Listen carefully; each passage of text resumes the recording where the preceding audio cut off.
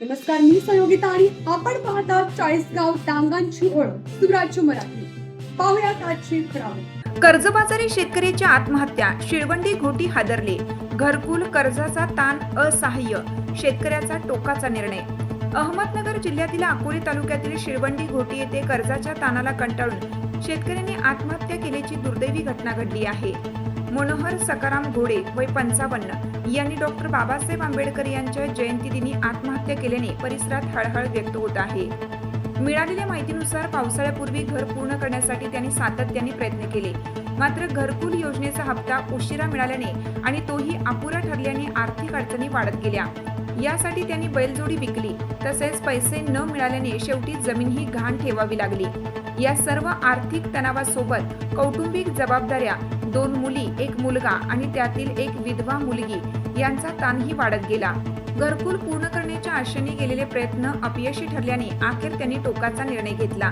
या घटनेनंतर ग्रामस्थ आणि सरपंचांनी शासनाकडे कुटुंबियांना तात्काळ नुकसान भरपाई देण्याची मागणी केली आहे. दरम्यान या प्रकरणाचा पुढील तपास राजूर पोलीस ठाण्याचे सहाय्यक उपनिरीक्षक किशोर पवार करत आहेत.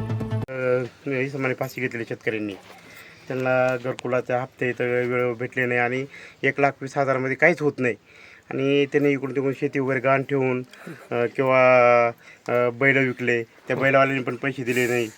त्यानंतर जमीन वगैरे असे गहाण ठेवून हे केलेलं आहे आणि कुठून पैसे येतील, घर कुठून उभं राहील ह्या भीतीपोटी आता पावसाळा जवळ आलेला आहे. कुठून हे उभं राहील त्यासाठी त्या माणसाने काय करावं बा, आणि तो गावात चर्चा पण करायचा का मरू का काय करू, आता फाशी घेऊ का काय करू, आणि त्या माणसाने असं काय केलेलं आहे. तेव्हा या कुटुंबाला न्याय भेटावा हीच आमची सरकारकडे मागणी राहील, आमदार साहेबांकडे ही मागणी राहील आणि सर्व कार्यकर्ते पुढारी तालुक्याच्या लोकांनी येऊन या कुटुंबाला आर्थिक मदत स्वरूपाची करावा. आम्ही गावतांच्या पाठीमागे आहेत.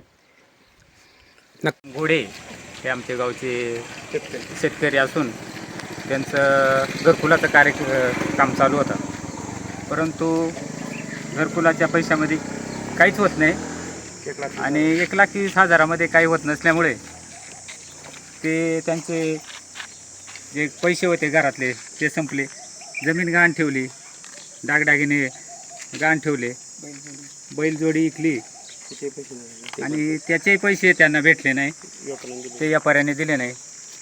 तर अशा परिस्थितीमध्ये आमच्या मनोहरने या ठिकाणी आत्महत्या केली आणि टोकाचं पाऊल उचलून आत्महत्या केली. तर शासनानं त्या गोष्टीची दखल घेऊन त्या गोष्टीला कर्जबाजाराला कंटाळून आत्महत्या केली. या गोष्टीला न्याय देण्यात यावा अशी आमच्या सर्व ग्रामस्थांच्या वतीनं शासनाकडे विनंती. प्रतिनिधी अजय पवार, घोटी, अहिल्यानगर. आपल्या सुराज्य मराठीच्या YouTube चॅनलला सबस्क्राईब करायला विसरू नका.